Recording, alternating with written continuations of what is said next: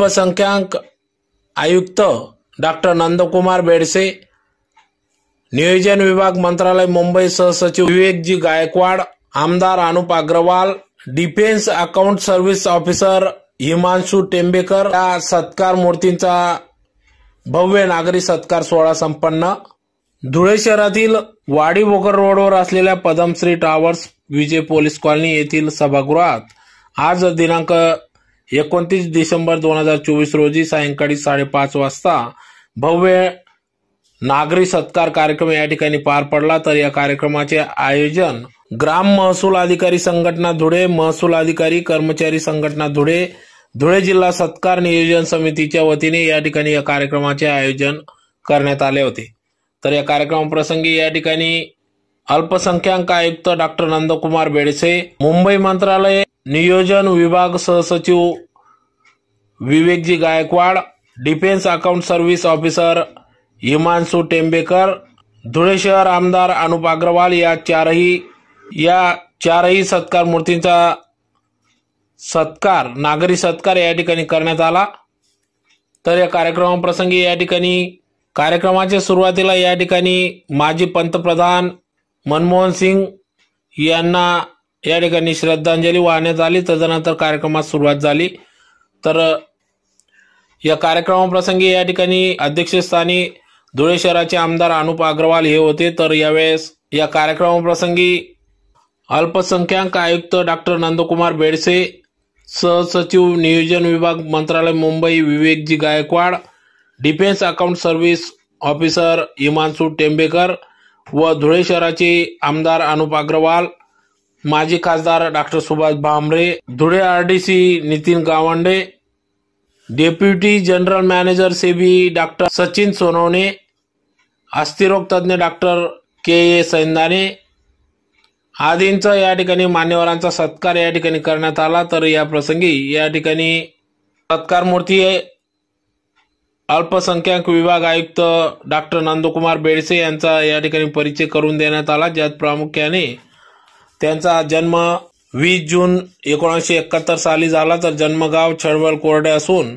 आई वडील दोन्ही शेतकरी असून 4 भाऊ 1 बहीण, वडील हे प्रगतशील शेतकरी असून डॉक्टर नंदकुमार बेडसे यांचे शिक्षण 1ली ते 10वी गिरणा पब्लिक स्कूल दाभाडी तालुका मालेगाव जिल्हा नाशिक या ठिकाणी झाले। तदनंतर 11वी ते 12वी 1986-88 साली जय हिंद ज्युनियर कॉलेज या ठिकाणी त्यांनी शिक्षण घेतले। तर 1988 ते 93 या सालात पदवी शिक्षण क्रांतिसिंह नाना पाटील पशुवैद्यकीय महाविद्यालयात शिरवळ तालुका खंडाळा जिल्हा सातारा या ठिकाणी त्यांनी पदवी घेतली। पोस्ट ग्रॅज्युएशन 1994 ते 96 मध्ये पशुवैद्यकीय महाविद्यालय परेल मुंबई या ठिकाणी त्यांनी ग्रॅज्युएशन केले। तदनंतर 1995-96 साली पशुसंवर्धन व दुग्ध व्यवसाय विभागामध्ये पशुधन विकास अधिकारी वर्ग 2 या पदावर महाराष्ट्र लोकसेवा आयोगामार्फत त्यांची निवड झाली। 1996 मध्ये महाराष्ट्र लोकसेवा आयोगामार्फत उपजिल्हाधिकारी वर्ग 1 या पदावर त्यांची निवड झाली। 1997 मध्ये 2 वर्षे ट्रेनिंग कालावधी अमरावती जिल्हा तहसीलदार प्रांत चिखलदार या पदावर अतिदुर्गम आदिवासी भागांमध्ये 8 महिने उत्कृष्ट अशी कामगिरी बजावली।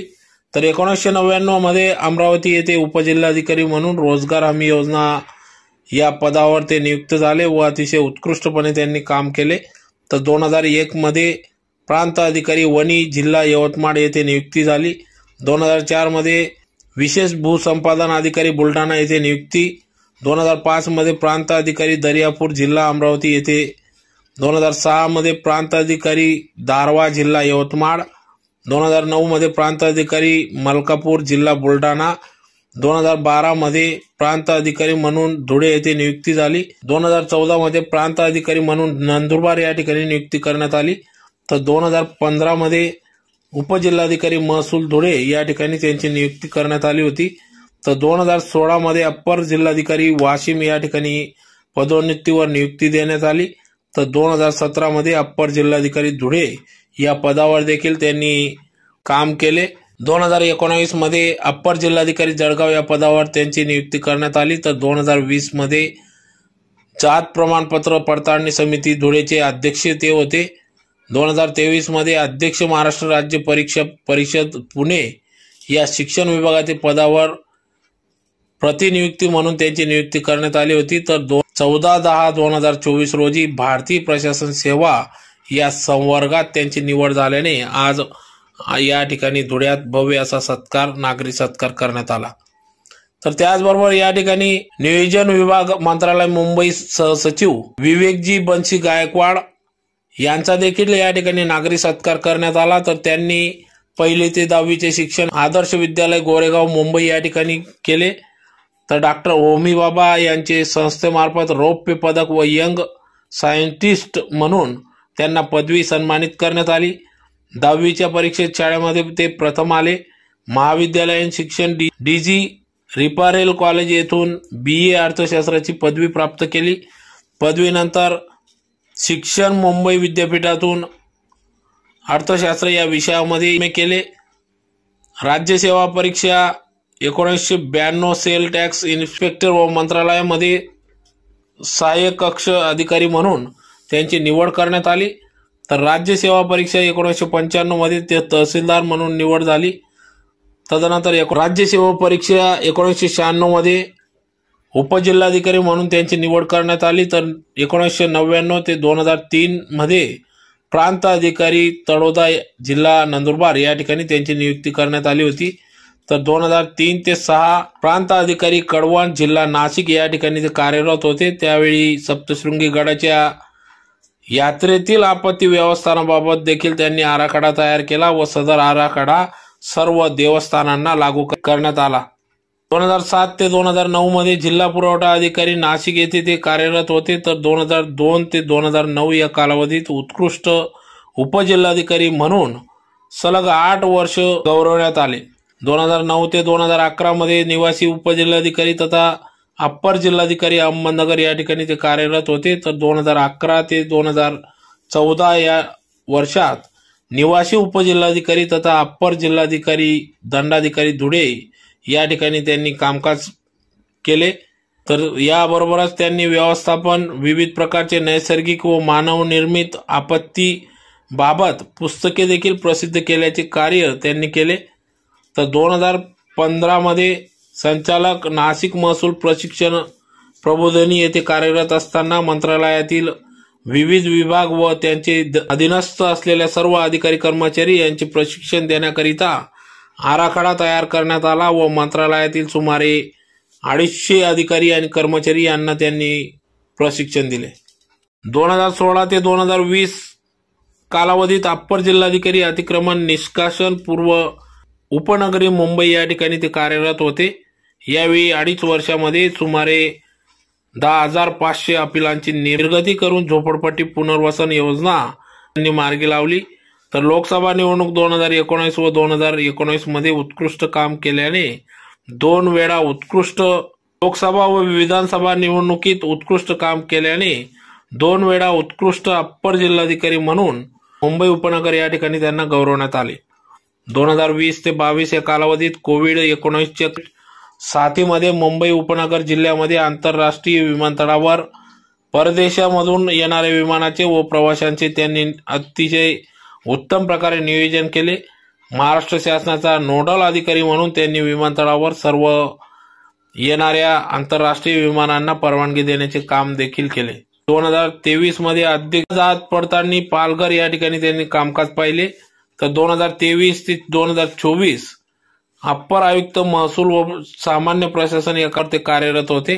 14/10/2024 रोजी भारतीय प्रशासन सेवा IAS या संवर्गात त्यांची निवड करण्यात आली व 21 डिसेंबर 2024 रोजी सहसचिव नियोजन मुंबई विभाग मंत्रालय मुंबई या ठिकाणी ते कार्यरत झाले असून त्यांचा आज भव्य असा नागरी सत्कार करण्यात आला। त्याचबरोबर defence account service officer Himanshu Padmaja Pradeep Tembekar यांनी देखील या ठिकाणी UPSC परीक्षा पास होत या ठिकाणी डिफेन्स अकाउंट सर्व्हिस ऑफिसर म्हणून जॉईन झाले। त्यांचा देखील सन्मान सत्कार या ठिकाणी करण्यात आला। तर धुळे शहरात देखील भूतो न भविष्यतो असं मोठ्या मताधिक्यांनी धुळे शहराचे नवनिर्वाचित आमदार अनुप अग्रवाल हे मोठ्या मताधिक्याने निवडून आल्याने त्यांचा देखील या ठिकाणी नागरी सत्कार या ठिकाणी करण्यात आला। तर या प्रसंगी अनेक मान्यवर पदाधिकारी, धुळे शहरातील विविध पक्ष संघटनांचे पदाधिकारी यांनी देखील या ठिकाणी सर्व चारही सत्कार मूर्तींचा नागरी सत्कार निमित्त या ठिकाणी पुष्पहार, पुष्पगुच्छ देऊन त्यांच्या पुढील वाटचालीस शुभेच्छा दिल्या। तर धुळे जिल्ह्यासाठी आपण आम्हाला सहकार्य करावे अशी देखील अपेक्षा या ठिकाणी नवनिर्वाचित आमदार अनुप अग्रवाल यांनी आपली प्रतिक्रिया व्यक्त केली। हा आपला एक मोठा त्यांचा बहुमान असतो आणि सर्वसामान्य माणसाच्या महत्वाचे काम, सर्वसामान्य माणसाच्या जीवनात आमूलाग्र बदल करण्याची क्षमता त्या मंडळींच्या हातात असते। आणि नंदकुमारजी बेडसे साहेब नात्याने आमचे जावई पण आहेत आणि त्यांच्या बालपणापासून आतापर्यंत जी काही प्रोग्रेस झालेली ती मी त्याचा साक्षीदार राहिलेला आहे। अतिशय विनम्र, जे योग्य असेल तेच करायचं। जात पडताळणीमध्ये अनुप भैया काही लोकप्रतिनिधींचं ऐकलं नाही म्हणून त्यांना त्रास झाला, परंतु जे योग्य असेल तेच करायचे। अयोग्य असेल आणि लोकप्रतिनिधींनी दबाव जरी आणला तर त्याला नम्रपणे नकार द्यायची क्षमताही असावी लागते आणि अशीच माणसं पुढे जातात। जे गायकवाड साहेब त्याआधी आपल्याकडे होतेच, आता जॉईंट सेक्रेटरी नियोजन विभाग मंत्रालयामध्ये अतिशय महत्वाचं खातं आहे आणि त्यांच्या या पदाचा धुळे जिल्ह्याला निश्चितच फायदा होईल आणि अनुप भैयाने आम्ही आपल्याला सतत त्रास देऊ आणि आपण सहकार्य कराल अशी अपेक्षा। मी माझ्या ऑर्गनायझेशनला इथं रिप्रेझेंट करत नाहीये, मी स्वतःच्या पर्सनल कॅपॅसिटीमध्ये तिथं या कार्यक्रमाला उपस्थित आहे, त्याच्यामुळे मला ते सांगणं गरजेचं आहे। आता मेन विषयाकडे येतो। माननीय व्यासपीठावर बसलेले श्री सुभाषजी भामरेजी, जे भारताचे संरक्षण मंत्री होते आणि आपलं म्हणजे खरंच मोठं नेतृत्व होतं त्या काळात। मी पेपर वाचायचो, तुम्ही ज्या पॉलिसीज आणत होते ते मला वाचण्याची एक सवय आहे सर, तर त्याच्यात मी खूप काही तुमचं बघितलेलं आहे सर। त्याच्यानंतर डॉक्टर नंदकुमार बेडसेजी त्यांनी केलेलं काम, आता तुम्ही तर बायोडाटा वाचला आहे, कारण मी कुठलाही कार्यक्रम किंवा काही करायच्या पहिले रिसर्च करूनच येत असतो, ठीक आहे। आता बायोडाटा वाचून आणला, पण त्यांनी काय काम केलं आहे ते मी थोडक्यात सांगणार आहे। त्याचप्रमाणे आपले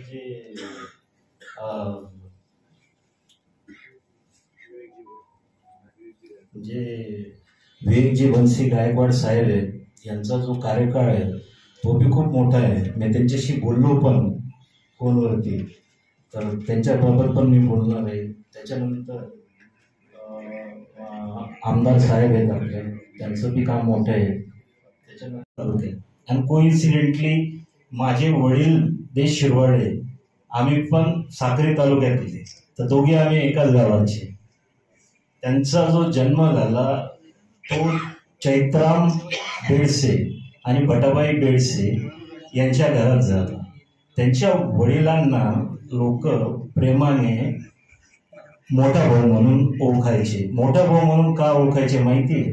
कारण की कोणीही कुठलाही डिस्प्यूट असेल गावात तर तो डिस्प्यूट सोडवण्याचं काम किंवा कोणाला मदत लागणारं काम असेल तर मोठा भाऊ म्हणून त्यांचे वडील सोडवायचे। त्यांनी फळाची लागवड केली, म्हणजे शासनाची पहिली जी स्कीम आली होती ती त्यांनी राबवली आणि त्याचा दूरदृष्टिकोन होता। त्यानंतर साहेबांचं काम म्हटलं म्हणजे साहेबांची दूरदृष्टी जर तुम्ही त्याच्या पूर्ण करिअरमध्ये जर तुम्ही बघितली तर जेव्हा त्यांची 1997ला जेव्हा ते सिलेक्ट झाल्यानंतर त्यांची ट्रेनिंग झाली 2 वर्ष। मग 1999ला जेव्हा त्यांची अमरावतीला ॲज अ डेप्युटी कलेक्टर मधून निवड झाली तर त्यावेळेस साहेबांनी रोजगार हमी योजनेच्या अंतर्गत मेळघाट म्हणून एरिया, इथून बोलणं सोपं आहे अमरावती मेळघाट. पण जेव्हा मेळघाटमध्ये जाऊन तुम्ही जेव्हा ती जेव्हा तुम्ही जाऊन ती योजना ऍप्लिकेबल कराल तर ते किती डिफिकल्ट आहे हे तुम्हाला तिथं जाणवेल. तर साहेबांनी तिथं हजारो लोकांना रोजगार मिळवून दिला. रोजगार हमी योजना अशी चालवली की बंधू भगिनींनो, आजच्या सत्कारानिमित्ताने एक थोडक्यातच मी सांगेल की दोन्ही मार्गदर्शक मला लाभले. बेडसे सर असतील आणि श्री गायकवाड सर असतील, दोघांपुढे मी घडलो. बेडसे सरांसोबत जवळपास 4 वर्ष सोबत काम करण्याचा योग आला.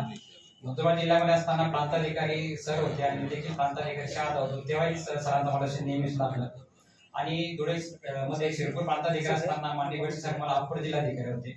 अत्यंत कर्तव्यदक्ष आणि कुठली गोष्ट चौकटीत नियमांच्या पलीकडे कधीही जाऊन करायची नाही हे सरांकडून आम्ही शिकलो. तसेच श्री गायकवाड सर, मी जेव्हा प्रोबेशनर होतो नगरला असताना सर मला आरडीसी होते, पहिले आरडीसी होते. माझ्या प्रश्नाची सुरुवात जी माझी होती, सर देखील अत्यंत काटेकोरपणे आणि अत्यंत शिस्तबद्ध, प्रचंड अभ्यास आणि प्रचंड आवाका असणारे व्यक्तिमत्व. हे दोन्ही व्यक्तिमत्व जे आहेत, या व्यक्तिमत्वाने प्रशासनामध्ये एक आपलं स्वतःचं एक वेगळं अस्तित्व निर्माण केलेलं आहे.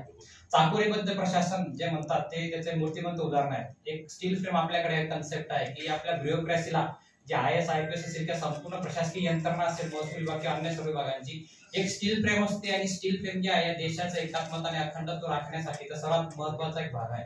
जनसामान्यांपर्यंत योजना पोहोचवत असतानाच आपलं प्रशासन मध्ये लोकांपर्यंत कसं पोहोचेल आणि देशामध्ये कायदा सुव्यवस्था कशी राहील यासाठीचं उत्तम उदाहरण आदर्श मला जर भाग्य दोघं अधिकाऱ्यांचे आहेत. सर, आपल्या दोघांना मी या कार्यक्रमानिमित्ताने खूप साऱ्या शुभेच्छा देतो. आपण नेहमीच माझे प्रेरणास्रोत राहिला, यापुढे देखील आपण माझे प्रेरणास्रोत राहाल आणि अशीच आपली उत्तरोत्तर प्रगती होत जाऊ. आणि पुनश्च एकदा आपल्या दोघांसोबत काम करण्याचा योग मला लागो. बरंचसं बोलण्यासारखं होतं, परंतु मंचावर मान्य लक्ष ठेवा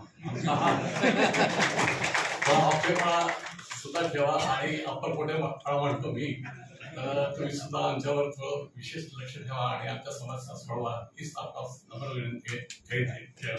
कार्यक्रमाचे अध्यक्ष आपले सर्वांचे लाडके आमदार अनुभैया, कार्यक्रमाला उपस्थित असलेले माजी मंत्री महोदय Bhambare sir, doctor Sainari sir, Sachin Sonawane, त्याचबरोबर हिमांशू या जिल्ह्याचे RDC नितीन, व्यासपीठाच्या समोर सर्वात माझ्या ओळखीचे आहेत. व्यासपीठावरचं कोणाचं नाव राहिलं नाही. नागरी सत्कार व्हावा अशी खूपच्या अधिकारी कर्मचाऱ्यांची इच्छा होती. इथं विविध संघटना आणि माझा मित्रपरिवार जो मी या धुळ्यामध्ये काम करत असताना जोडला, या सर्व मित्रपरिवारांची इच्छा होती. आणि मग या सर्वांच्या इच्छेने आज या ठिकाणी या नागरी सत्काराच्या कार्यक्रमाला मी उपस्थित आहे. आपण सर्वांनी माझा नागरी सत्कार केला, जाहीर सत्कार केला, त्याबद्दल मी प्रथमतः शतशः आपल्या सर्वांचा ऋणी आहे आणि आभारही व्यक्त. धुळ्यामधल्या 3-3.5 वर्षाच्या कारकिर्दीमध्ये काम करत असताना काही चांगले प्रसंगही आले, काही कटू प्रसंगही आले. या दोघांची सरमिसळ करून या ठिकाणी मी निवासी उपजिल्हाधिकारी म्हणून काम केलं. आणि हे काम करत असताना चला 2-3 वर्ष आपण सांस्कृतिक कार्यक्रम सुद्धा जिल्ह्यामध्ये घेतलेले आहेत. वाहिद त्या ठिकाणी अँकरर होतेच. आणि इतरही जी काही कामं होती आपण जिल्हाधिकारी कार्यालयात ती केली होती. प्रशासनाच्या माध्यमातून आपण बऱ्याच सोयी सुविधा किंवा लोकांचे प्रश्न सोडवण्याच्या अनुषंगाने प्रयत्न केले. खरं म्हणायला गेलं तर संपूर्ण भारतामध्ये 5000 IAS आहे आणि त्या 5000 IAS मध्ये माझी आणि बेडसे साहेबांची आता एंट्री झालेली आहे. संख्या अतिशय कमी आहे. आणि परंतु हे यश ते काही असंच मिळत नाही. त्याच्यामागे कठोर मेहनत असते, परिश्रम असतात. माझ्याबद्दल सांगायचं गेलं तर माझे वडील बीडी म्हणजे बन्सीन दादा गायकवाड, आई भवानबाई बन्सी गायकवाड, भावंड आहेत किशोर, डॉक्टर सुनील, बहिणी आहेत आणि माझी धर्मपत्नी पूनम, माझे सासू सासरे, त्याचप्रमाणे माझे शालक सुशील आणि शशांक, इतकंच नाही माझे सर्व मित्र परिवार, या ठिकाणी बसलेला ही सर्व ज्येष्ठ श्रेष्ठ मित्र परिवार, या सर्वांचं योगदान माझ्या या IAS होण्यामध्ये आहे. कारण IAS होण्यासाठी मागील 10 वर्षाचे CRA+ लागते. इतकंच नाही कोणत्याही प्रकारची विभागीय चौकशी सुद्धा तुमची सुरू असता कामा, आणि फील्डवर काम करणं हे अतिशय कठीण असतं. आणि सलग मागे 10 वर्षाचे CRA+ ठेवणं आणि कोणत्याही प्रकारची विभागीय चौकशी, ज्याला आम्ही DE म्हणतो, DE नसणं आणि IAS मध्ये नामनिर्देशन होणं, हे अतिशय कठीण काम आहे. ही कठीण परीक्षा आहे. त्याच्यामध्ये मी आणि नंदू आम्ही दोघंही उत्तीर्ण झालेलो. माझ्या जीवनाचा इतिहास थोडक्यामध्ये सगळा मांडला. इथे मी केलेलं काम मांडलं. खरं म्हणायला गेलं तर माझी स्वतःची इच्छा डॉक्टर व्हायची. मला डॉक्टर व्हायचं होतं. आमच्या घरामध्ये आम्ही 3 भावंड. माझे वडील, त्यांना आम्ही नाना म्हणायचो. नाना आणि जनार्दन जाधव साहेब, JD जाधव साहेब मुंबईचे म्युनिसिपल कमिशनर होते, आपले नाशिक विभागीय आयुक्त होते. हे एकत्रितपणे लहानपणापासून वडाळ्याला म्युनिसिपल स्कूलमध्ये शिकलेले. दोघांनी एकत्रितपणे UPSC परीक्षा दिली. JD जाधव साहेब, त्यांचे भाऊ आहे नरेंद्र जाधव, त्यांनी मी आणि माझा बा हे पुस्तक लिहिलेलं आपल्या सर्वांना माहिती असेल. JD जाधव साहेब UPSC क्रॅक केल्यानंतर IAS झाले. माझे वडील IRS झाले, त्यांना कस्टम कलेक्टर. पण आमच्या आजीची इच्छा अशी होती की त्यावेळी कस्टम मध्ये मोठ्या प्रमाणात वेगवेगळ्या गोष्टी घडत असल्यामुळे आजीच वडिलांना कस्टमचा राजीनामा द्यायला सांगितला. आणि आजीची इच्छा होती की माझ्या मुलाला खुर्ची मिळाली पाहिजे. आणि मग तो राजीनामा दिल्यानंतर वडिलांनी बॉम्बे पोर्ट ट्रस्ट मध्ये नोकरी पत्करली. वडिलांची अशी इच्छा होती. त्यावेळी ट्रेंड होता 1970-75 मध्ये, घरामध्ये मुलं डॉक्टर असले पाहिजे, इंजिनियर्स असले पाहिजे. मग वडिलांची इच्छा होती की आम्ही 3 भावंड, एक डॉक्टर व्हावा, दुसरा इंजिनियर व्हावा, दोघंही झाले, एक डॉक्टर झाला, इंजिनियर व्हावा. आणि मी लहानपणापासून मला वडील नेहमी सांगायचे की तुला कलेक्टर व्हायचं. इयत्ता 5वीला असताना मी शाळेत गेलो. शाळेमध्ये मला मुख्याध्यापकांनी विचारलं तुला काय व्हायचं आहे. मी सांगितलं कलेक्टर. तर 5वीला असताना आपल्याला काय 1980 सालामध्ये हे स्वप्न बघितलं होतं कलेक्टर व्हायचं. आणि मग मी माझ्या शाळेमध्ये मला यंग सायंटिस्ट म्हणून पदवी तर मिळालेलीच आहे. इतकंच 20-25 प्रकारच्या विविध परीक्षांमध्ये मी टॉपर होतो. माझ्या शाळेमध्ये मी आदर्श विद्यालयामध्ये गोरेगावला टॉपर होतो, बोर्डामध्ये आलो होतो. आणि शाळेत पहिला आलेला विद्यार्थी, माझी स्वतःची इच्छा होती डॉक्टर व्हायचं म्हणून मी मुंबईतलं ख्यातनाम कॉलेज आहे रुपारेल कॉलेज, या कॉलेजमध्ये मी सायन्सला ऍडमिशन घेतलं. त्यावेळी जनार्दन जाधव साहेब आहेत, JD जाधव साहेबांच्या घरी आम्ही गेलो. त्यांनी बोलवलं सत्कार करायला आणि मला विचारलं काय कुठे ऍडमिशन घेतलं. मी रुपारेलला घेतलं. ते म्हणे कशाला घेतलं. बोलो सायन्सला घेतलं. मग साहजिक प्रश्न असतो 10वी झाल्यानंतर तू पुढे काय करणार आहे. मी सांगितलं मला UPSC करायची आहे, MPSC करायची आहे आणि मला IAS व्हायचं आहे, कलेक्टर व्हायचं. ते लगेच म्हणाले तुला कलेक्टर व्हायचं असेल तर तुला आर्ट्सला ऍडमिशन घ्यावं लागेल. मी चाटात पडलो. म्हटलं मला डॉक्टर व्हायचं आहे. मी MPSC आणि UPSC देईल. नाही, बिलकुल नाही, तुला आर्ट्सलाच ऍडमिशन घेतलं पाहिजे. आमचे वडील पण त्यांचे मित्र घरी आल्यावर वडील म्हणाले तू उद्याच्या उद्या कॉलेजला जायचं, सायन्सचं ऍडमिशन कॅन्सल करायचं, आर्ट्सचं ऍडमिशन. मी दुसऱ्या दिवशी मी आणि माझा मोठा भाऊ किशोर आम्ही दोघं गेलो रुपारेल कॉलेजमध्ये. प्रिन्सिपलला भेटलो. प्रिन्सिपल होते डॉक्टर अशोक प्रधान, जे आपले यशवंतराव चव्हाण युनिव्हर्सिटीचे व्हाईस चान्सलर होते. त्यांच्याकडे गेलो. सरांना म्हटलं सर मी सायन्सला ऍडमिशन घेतलंय, मला ते कॅन्सल करायचं आहे आणि आर्ट्सला ऍडमिशन घ्यायचं आहे. ते पहिले मला म्हणाले मूर्ख आहेस का. अरे ज्या रुपारेल कॉलेजमध्ये सायन्सला ऍडमिशन त्यावेळी 94-95% असेल, 10वीला तर मिळत होतं. ज्यावेळी मुंबई बोर्डामध्ये सायन्सची मेरिट लिस्ट लागायची, बोर्डात येणारे समजा 50 विद्यार्थी असेल तर 50 पैकी 30 विद्यार्थी रुपारेल कॉलेजचे असतात. एवढं नावाजलेलं आणि स्टँडर्ड असलेलं कॉलेज होतं. ते मला माझं ऍडमिशन कॅन्सल करायला तयार नाही. इकडून जेडी जाधव साहेब म्हणतात नाही तुला ऍडमिशन घ्यायचं. शेवटी मी त्यांना रिक्वेस्ट केली आणि मग प्रधान सरांनी माझं ते ऍडमिशन सायन्सचं कॅन्सल केलं. त्याच फॉर्मवर लिहिलं आर्ट्सला ऍडमिशन द्या आणि मग मी आर्ट्सला ऍडमिशन घेतलं. म्हणजे जीवनामधला टर्निंग पॉइंट कसा असतो बघा. जे आपल्याला स्वतःची इच्छा काय डॉक्टर व्हायचं, परंतु एक वरिष्ठ सिनियर IAS ऑफिसर जे नाशिक विभागाचे विभागीय आयुक्त होते, मुंबई महानगरपालिकेचे आयुक्त होते, त्यांनी सांगितलं नाही आर्ट्सला घ्यायचं. तर मी सुद्धा माझ्या शेवटी आर्ट्सला ऍडमिशन. कॉलेजमध्ये असताना 12वी नंतर FYBA असताना एक छोटीशी ऍड पेपरला आली होती, ती म्हणजे स्टडी सर्कल. शारदाश्रम विद्या मंदिर या ठिकाणाहून सचिन तेंडुलकर किंवा दुसरे आपले विनोद कांबळे यांचं शिक्षण झालेलं आहे.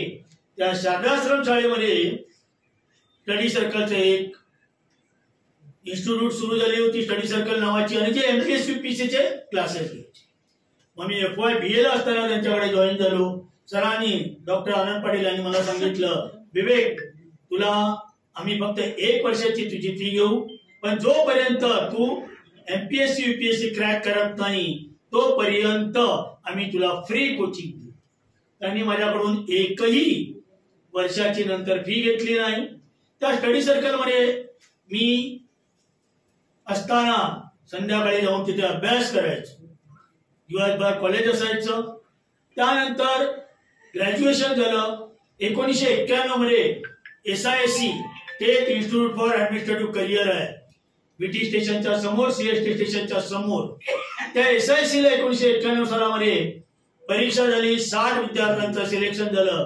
30 विद्यार्थी हे रेसिडेंट आणि 30 विद्यार्थी नॉन रेसिडेंट. त्या SISCच्या एक्झाम मध्ये सुद्धा 1991 सालामध्ये मी टॉपर होतो. हे पण एक्झाम दिली आणि मग 1991 नंतर MA करत असताना, MA मी अर्थशास्त्रातला MA केलेला अर्थशास्त्र हा माझा विषय होता. आणि MA करत असताना सहज म्हटलं आपण किती अभ्यास केला, आपण एखादी परीक्षा देऊन बघू. मग त्यावेळी PSI, सेल टॅक्स इन्स्पेक्टर आणि मंत्रालय असिस्टंट डेस्क ऑफिसर आता म्हणतात सेक्शन ऑफिसर, या तिघांची एकत्रित परीक्षा होती. आणि ही परीक्षा मी सहज क्रॅक केली. माझ्या मंत्रालय सेल टॅक्स इन्स्पेक्टर पण सिलेक्शन झालं, पण ते मी रिजेक्ट केलं, तिकडे गेलो नाही. आणि मंत्रालयाचा अनुभव काय असावा म्हणून मंत्रालय सहाय्यक कक्ष अधिकारी म्हणून मी 1994 मध्ये जॉईन झालो. परीक्षेची तयारी झालेलीच होती.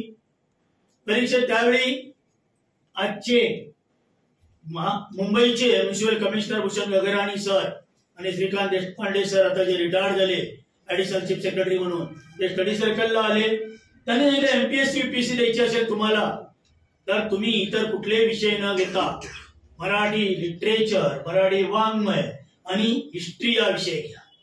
आणि माझं तर MA इन इकॉनॉमिक्स आणि मराठी लिटरेचर घ्यायचं म्हटलं तरी कोणी वाचलेलं होतं.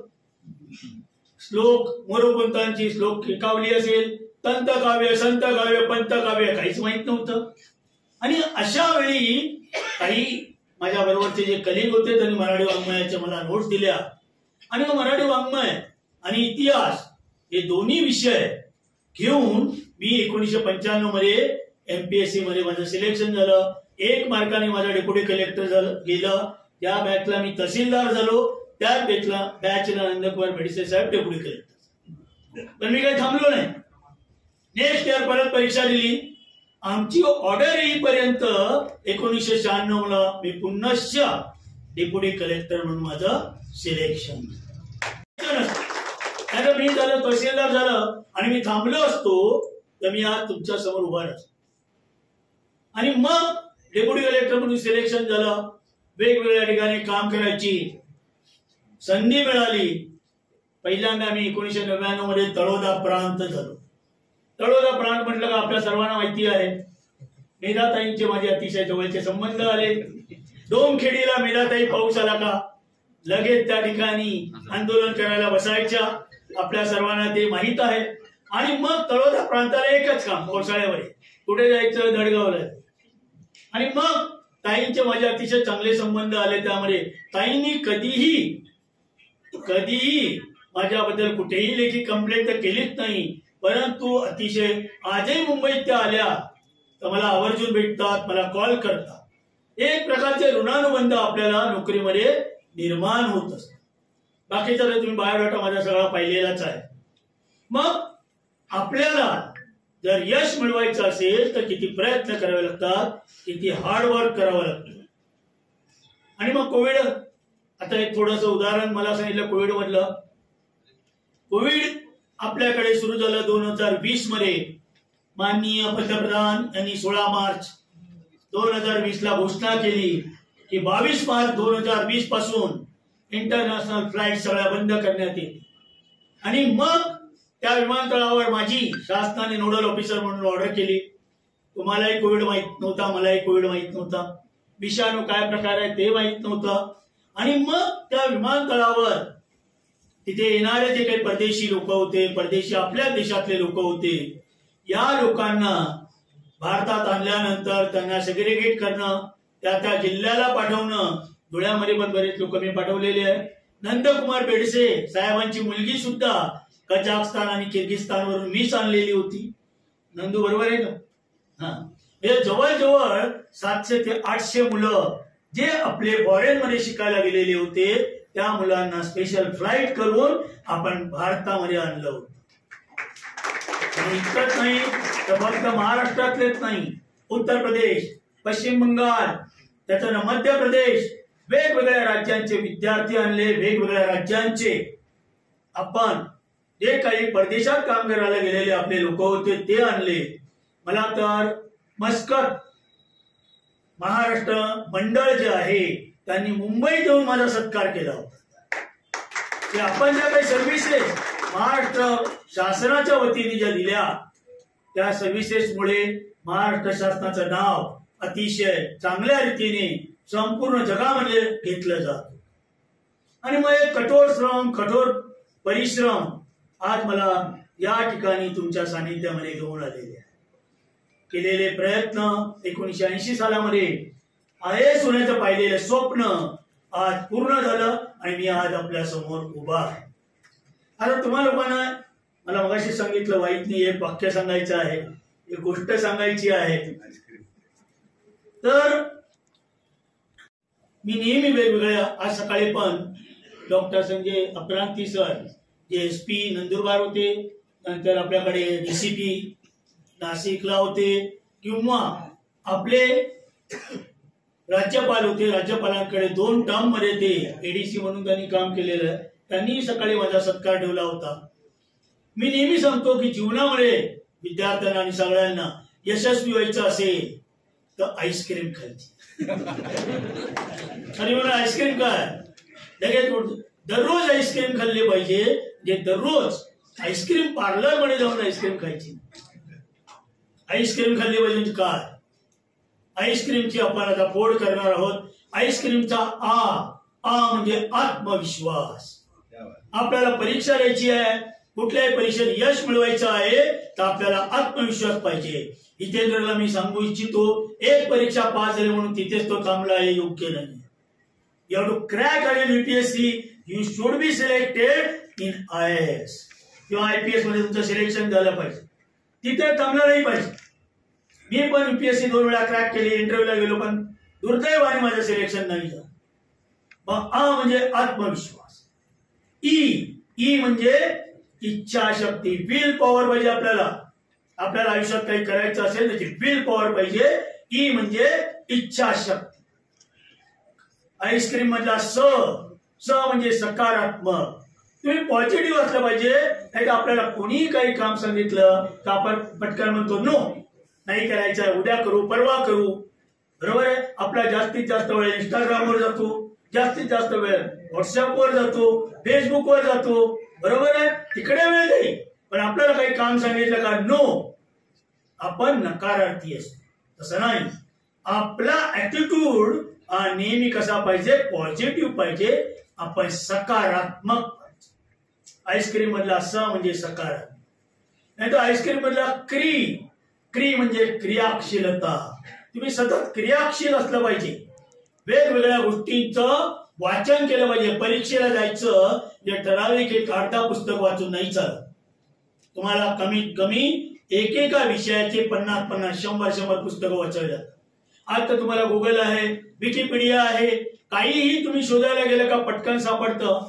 ज्यावेळी आम्ही परीक्षा पास झालो, माझ्याकडे तर घरी जवळजवळ 3000 पुस्तकं, वेगवेगळ्या विषयांची 3000 पुस्तकं. त्या पुस्तकांचे नोट्स काढणे, त्या पुस्तकांच्या नोट्स काढून त्या सतत वाचणे आणि तेवढं लक्षात ठेवून एक्झाम पास होणं हे सोपं नाही. आणि त्याच्यातही मी तुम्हाला माझे विषय कुठले, मराठी, वाङ्मय आणि इतिहास, व्हेरी डिफिकल्ट सब्जेक्ट. म्हणून क्री म्हणजे क्रियाशीलता. आपण काय पाहिजे, क्रियाशील असलं. आणि शेवटचं म म्हणजे आपण असलं पाहिजे महत्वाकांक्षा असणं.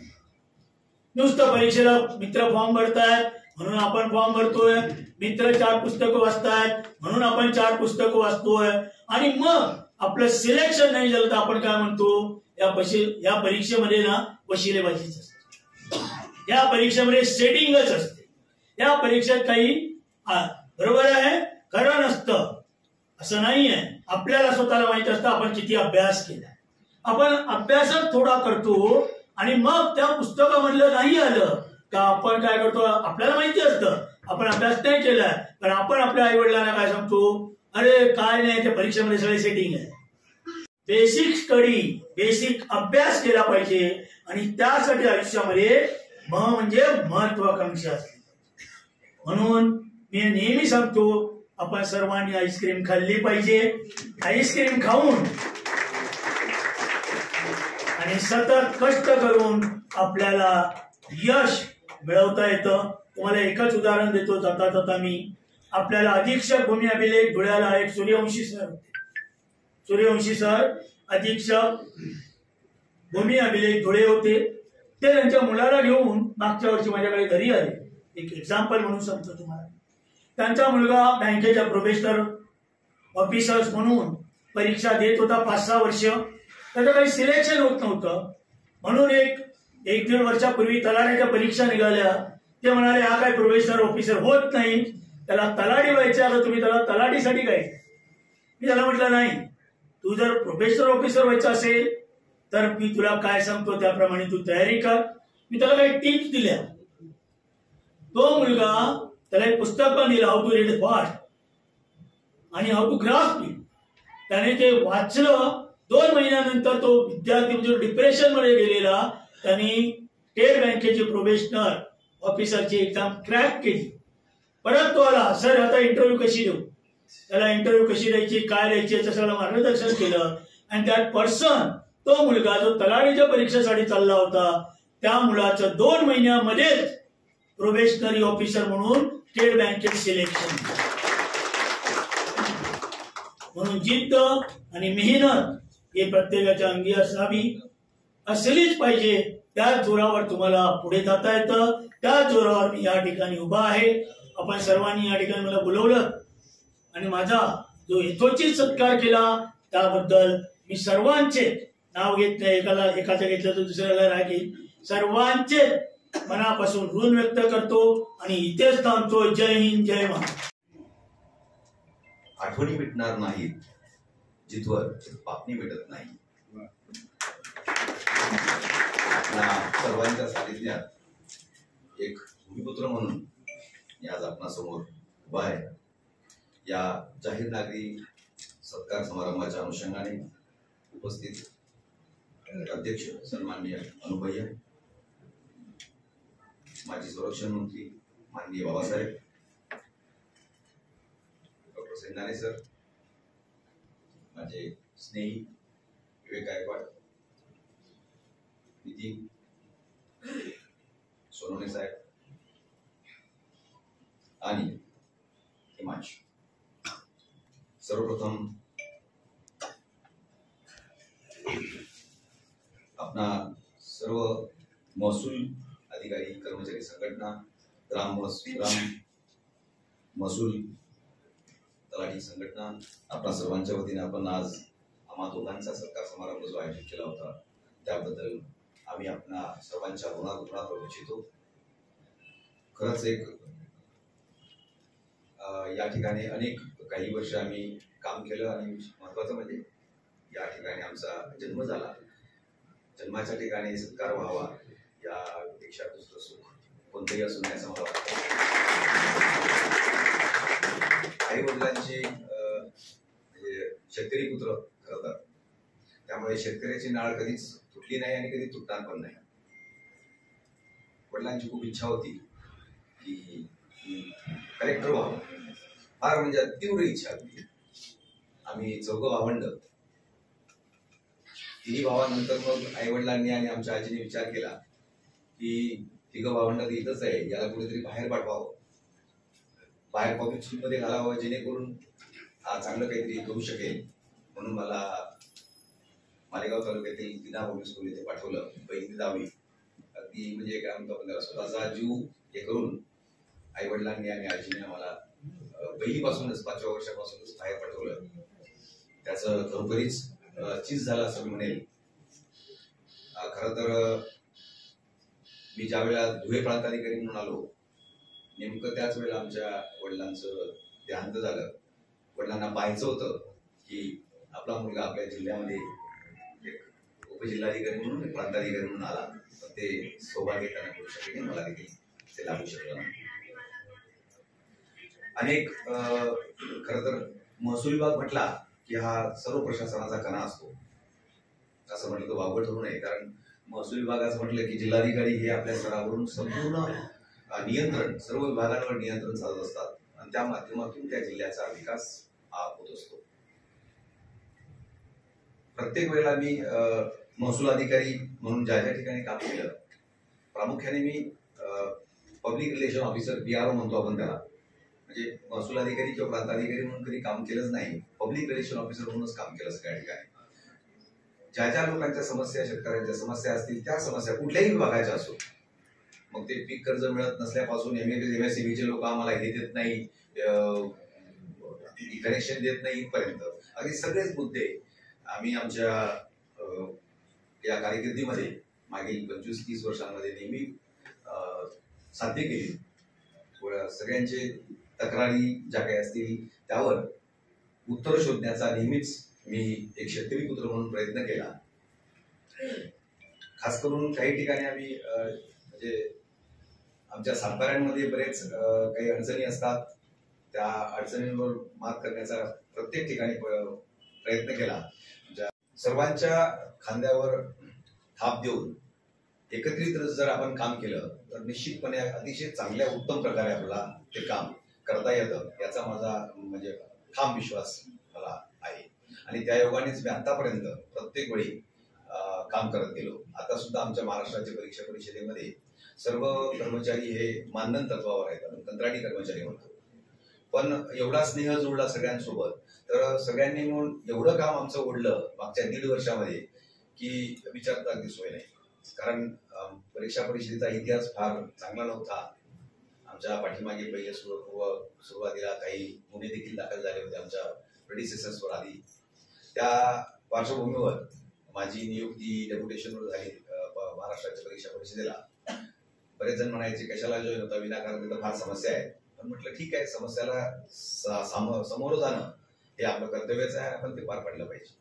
त्यामुळे त्या ठिकाणी राहून मी संपूर्ण राज्यभरातील आमचे टायपिंगचे संस्थाचालक असतील किंवा इतर काही परीक्षा असतील, आता नुकतीच आपली 10 नोव्हेंबरला DETची परीक्षा झाली, अतिशय शिस्तबद्ध पद्धतीने आणि कुठल्याही प्रकारचा गैरप्रकार, साधा एक पूर्ण महाराष्ट्र राज्यातून एक तक्रारही येऊ नये.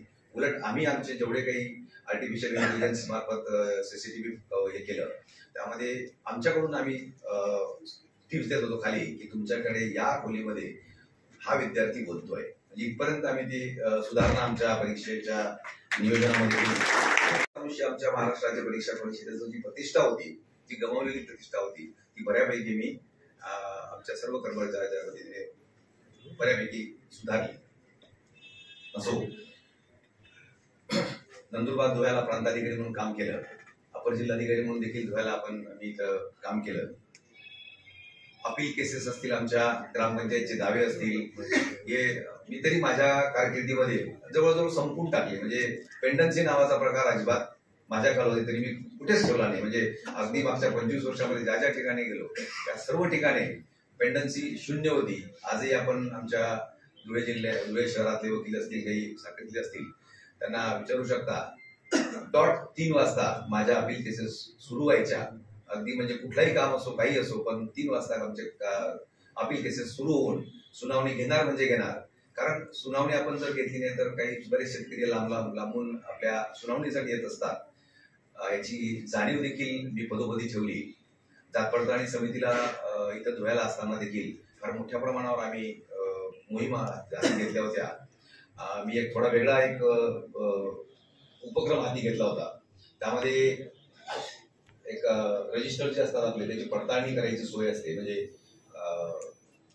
प्रत्येक विद्यार्थ्याचं 1890 पासूनचे रजिस्टर असतात प्रत्येक शाळेमध्ये. मग त्यांना बोलवायचं, ती खात्री करायची जातीची, अशी ती पद्धत चालायची. मग ते रजिस्टर देखील फाटायला लागले. अशा वेळेला आम्ही एक व्हॉट्सअप ग्रुप केला. आमच्या 4ही तालुक्यांचे आपले त्याचे ते ब्लॉक एज्युकेशन ऑफिसर असतील आणि त्यांचा एक डिवोटेड कर्मचारी विस्तार अधिकारी यांना त्या ग्रुपवर फक्त ठेवलं. आणि ज्या ज्या काही जातीचे आमच्याकडं शाळा सोडण्याचे दाखले यायचे, त्या दाखल्यांची पडताळणी तात्काळ 3ऱ्या दिवशी माझी व्हायची. अदरवाईज 2 महिने लागायचे ते पत्र देऊन त्यांना बोलवायचे. त्याऐवजी आम्ही आमच्या व्हॉट्सअपवर नाव टाकायचो, त्या विद्यार्थ्याचं नाव, जात टाकायचो नाही जाणून बुजून, फक्त नाव आणि रजिस्टर नंबर टाकायचो. आणि त्यानंतर त्याचा फोटो मात्र आम्हाला 3ऱ्या दिवशी 3rd वर्किंग डेच्या आतमध्ये आम्हाला तो फोटो यायचा त्या रजिस्टरवरचा. म्हणजे अगदी खरे फोटो अजिबात तिथं असता कामा नाही. त्याचा फोटोच आल्यामुळे त्या फोटोची प्रिंट आम्ही याला लावायचो. म्हणजे अर्जदाराला अपरोक्ष त्याला समजायचं देखील नाही की आपल्या वडिलांची, आपल्या आजोबाची यांच्याजवळ पोहोचली. म्हणजे थोडक्यात सांगायचं म्हटलं तर अगदी 3ऱ्या-4थ्या दिवशी आमच्याकडे त्या व्हॉट्सअप ग्रुपच्या माध्यमातून आम्हाला ते सर्टिफिकेटची जेन्युइननेस म्हणतो आपण त्याला, त्याचं खरेपणा याची पडताळणी त्यावेळेला आम्ही करून घेत असू. आणि त्यामुळे आमची गती देखील खूप वाढली होती. टेक्नॉलॉजीचा वापर करायचा असेल तर निश्चितपणे प्रशासनामध्ये आपण खूप मोठ्या प्रमाणावर केला पाहिजे, याचा म्हणजे यावर माझा विश्वास आहे. आणि त्या दृष्टीने मी अनेक ठिकाणी टेक्नॉलॉजीचा वापर करून चांगल्यापैकी आता परीक्षा परिषदेत सुद्धा डिजिटल सर्टिफिकेट असतील, बऱ्याच मोठ्या चांगल्या गोष्टी आम्ही अंमलात आणू शकलो असो. कार्यक्रमाच्या निमित्ताने पुनश्च एकदा आम्हाला गौरवलं, त्याबद्दल आपण सर्वांचे आभार व्यक्त करतो. आपण सर्वजण या ठिकाणी आमच्या प्रेमा खातर आपण आलात, त्याबद्दल आपल्या मी ऋणात राहू इच्छितो. आणि माझे 2 शब्द संबोधन जास्त वेळ घेणार नाही. 2च मिनिटात माझं सर्व काही आवडून गेलं.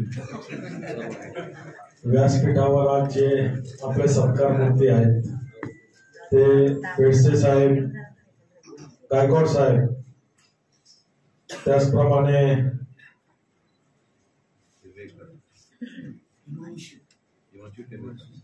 हिमांशु सर, सोनवणे साहेब, डॉक्टर शेंगदाणे साहेब, आमचे गावडे साहेब आणि सर्वच व्यासपीठ आणि आमचे नेते माजी खासदार आदरणीय डॉक्टर शुभाजी भामरे साहेब, त्यांच्यामुळे आम्हाला राजकारणाची प्रेरणा मिळते असे आमचे नेते. खरंच आपण भाग्यवान आहोत. मी कार्यक्रमाला उशीर झाला, मला म्हणूनही हा कार्यक्रम थोडा उशिरा चालला. त्याबद्दल सर्वात प्रथम मी व्यासपीठावरील सर्व मान्यवरांची मनापासून क्षमा मागतो आणि सर्व उपस्थितांची क्षमा मागतो. साहेब, मला अजून 2-3 कार्यक्रम होते, पण सर्व मी उठलोच नाही तो. कारण की माझा सारखा एक सामान्य माणूस या सर्व जनतेने इतकं प्रेम केलंय आणि इतके मतं दिलेत मला, आणि त्यांचा जो भरोसा आहे तो मला इथे बसल्यानंतर लक्षात आलं का इथं बसलेले जे लोक आहेत तेच पूर्ण करू शकतात. म्हणून मी इथून उठलोच नाही, शब्द घेऊन घेतला. आणि आपल्याला एवढीच विनंती करेल साहेब सर्वांना, मी आपल्याकडे येईल, विनंती घेऊन येईल, आणि माझ्या या शहरासाठी, आपल्या शहरासाठी सर्वजण आपण इथलेच आहोत, आपल्या शहरासाठी माझी एवढीच आपल्याला विनंती राहील साहेब का हा शहर खरंच फार सुंदर शहर आहे सर. विश्वेश्वरय्यांनी रचवलेलं शहर आहे सर. 1 ते 14 नंबरच्या गल्ली आहेत तिथं, ज्या सरळ गल्ल्या आहेत. या भारताच्या पाठीवर 3 नंबरचा शहर आहे सर. परंतु या जिल्ह्याला खरोखर चांगलं असं नेतृत्व कधीच लाभलं नाही. म्हणजे मी हे सांगणार नाही का जे झाले ते चांगले नव्हते, सर्वच चांगले होते. परंतु आम्ही भरपूर गोष्टी त्यांच्या ऐकल्यात, त्याच्यापैकी भरपूर गोष्टी करायच्या राहिलेल्या आहेत. तर माझी विनंती असेल साहेब, आम्हाला 2 गोष्टी फार गरजेच्या आहे या शहराला. एक तर उद्योग हवा आहे मोठा, MIDC ला पाणी भरपूर आहे, 4 लेनिंग झालेले आहेत. बाबासाहेबांच्या आशीर्वादाने 7 नॅशनल हायवे या शहराला जातात. मनमाड इंदोर रेल्वे मार्ग मंजूर झालेली आहे. अक्षरशः म्हणजे धुळे ते नाडाण्याचं रेल्वेचं काम चालू झालेलं आहे साहेब. इतकं चांगलं शहर आहे. MIDC ची जागा एक्वायर करण्यासाठी मी कलेक्टर साहेबांना पत्रही दिलेलं आहे. जवळपास 700 एकर जागा लवकरच आपण एक्वायरी करणार आहोत. फक्त एक उद्योगाची आपली मदत लागणार आहे. आणि या शहरात साहेब 10,000 कोटीचं एक्सपोर्ट आहे, परंतु कागदावर 1050 आहे फक्त. कारण की इथं कंटेनर लोड होतात परंतु सील होत नाही साहेब. इथं ड्रायपोर्ट नाही. तर एक ड्रायपोर्टची व्यवस्थाही आपल्या सर्वांच्या मदतीने जर या शहराला मिळाली तर या शहराचा युवक खरोखर आपला सर्वांचा ऋणी राहील. एवढीच आपल्याला विनंती करतो आणि आयोजकांचा मनापासून आभार व्यक्त करतो का एवढ्या मोठ्या लोकांना या ठिकाणी बोलवलं आणि माझ्या हाताने त्यांचा सत्कार करून घेतला. याबद्दल मी आपलं सर्व आयोजकांचा मनापासून ऋण व्यक्त करतो. पुनश्च सर्वांना जय श्रीराम. फार उशीर झालेला आहे.